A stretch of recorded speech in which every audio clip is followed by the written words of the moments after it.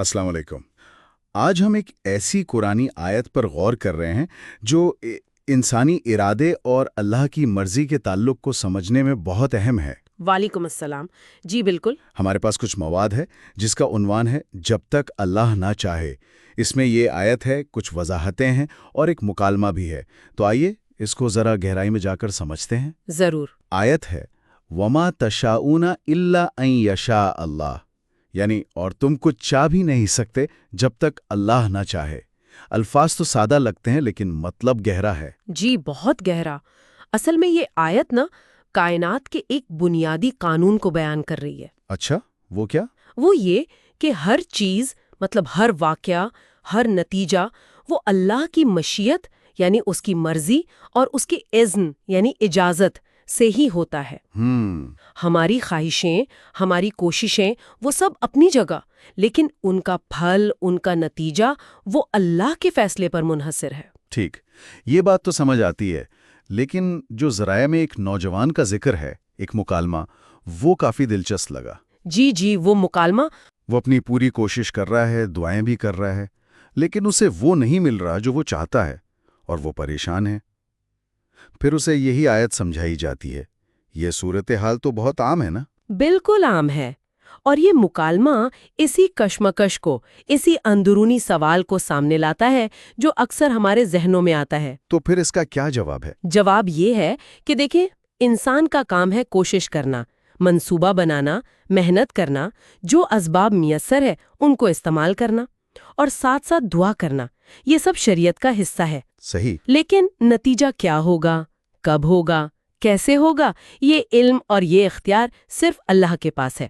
تو مطلب ہم کوشش کرتے رہیں؟ جی بالکل۔ آیت کا یہ مطلب نہیں کہ ہم بس ہاتھ پر ہاتھ دھرے بیٹھ جائیں کہ جو ہونا ہے وہ تو اللہ کی مرضی سے ہی ہونا ہے۔ نہیں، کوشش کرنا ہمارا فرض ہے، اور نتیجہ اللہ پر چھوڑ دینا یہ توکل ہے۔ اچھا، تو یہ توازن ہے کوشش اور توکل کا۔ لیکن کبھی کبھی یہ سوال پریشان کرتا ہے کہ اگر ہونا وہی ہے جو اللہ نے چاہا ہے تو ہماری اس بھاگ دوڑ کی، اس کوشش کی کیا اہمیت رہ جاتی ہے پھر؟ یہ بہت اہم سوال ہے، اور اکثر لوگ اس میں الجھ جاتے ہیں۔ جی، ذرائع بھی اس پر زور دیتے ہیں۔ دیکھیں، اللہ نے ہمیں ایک دائرے میں اختیار دیا ہے، ارادہ دیا ہے، فری ول جسے کہتے ہیں۔ ہاں، ہم انتخاب کرتے ہیں، کوشش کرتے ہیں، یہ اسی اختیار کا استعمال ہے۔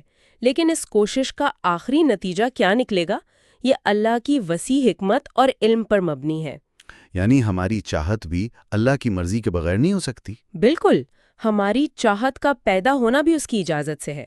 یہ نہیں کہ ہماری چاہت بے معنی ہے، نہیں، وہ بھی اسباب کا حصہ ہے، لیکن حتمی فیصلہ وہ اللہ کا ہے۔ وہ جانتا ہے ہمارے لیے کیا بہتر ہے۔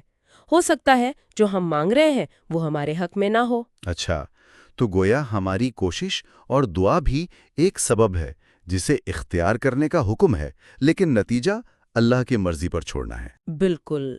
یہ سمجھ شاید ہمیں سکون دیتی ہے، خاص طور پہ جب نتیجہ ہماری مرضی کے مطابق نہ نکلے۔ مایوسی سے بچاتی ہے۔ یقیناً اصل چیز یہی توکل ہے، اللہ پر بھروسہ۔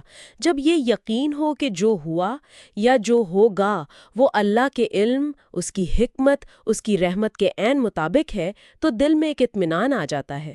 صحیح۔ چاہے ہمیں فوری طور پر اس کی بھلائی نظر نہ بھی آ رہی ہو، یہ بے چینی ختم کرتا ہے۔ یہ تقدیر پر ایمان کا ایک عملی اظہار ہے۔ ٹھیک، جیسے مکالمے میں بھی آخر میں نوجوان کو یہی کہا جاتا نا کہ بس اللہ پر بھروسہ رکھو، اس کی مرضی تمہارے حق میں سب سے بہتر ہے۔ یہ بات واقعی دل کو لگتی ہے۔ جی بالکل، یہ یاد دہانی ہے کہ ہم اکیلے نہیں ہیں، ایک بڑی طاقت، ایک عظیم حکمت کام کر رہی ہے۔ تو اس ساری گفتگو سے ایک آخری بات ذہن میں آ رہی ہے۔ جی پوچھیں۔ اگر ہم یہ مان لیں، دل سے مان لیں کہ حتمی نتیجہ اللہ کی مرضی پر ہی منحصر ہے، تو یہ سوچ، یہ یقین ہمارے اپنے مقاصد بنانے، ان کے لیے کوشش کرنے اور پھر کامیابی یا ناکامی کو قبول کرنے کے انداز کو کیسے بدل سکتا ہے؟ کیا اس سے ہمارے اہداف زیادہ حقیقت پسندانہ ہو جائیں گے؟ ہو سکتا ہے، بالکل ہو سکتا ہے۔ شاید ہم ناکامی کو ذاتی شکست نہ سمجھیں، اسے اللہ کی حکمت کا حصہ سمجھ کر آگے بڑھنے کی ہمت پیدا ہو۔ اور کامیابی پر تکبر سے بھی بچیں؟ جی ہاں، کامیابی پر شکر کریں اور سمجھیں کہ یہ بھی اللہ کا فضل تھا اور ناکامی پر صبر کریں اور سمجھیں کہ اس میں بھی کوئی بہتری ہوگی۔ یہ ایک بہت متوازن رویہ ہے۔ صحیح۔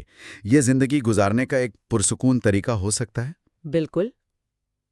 اس نقطے پر مزید غور و فکر کرنا چاہیے۔ یقیناً۔ بہت شکریہ۔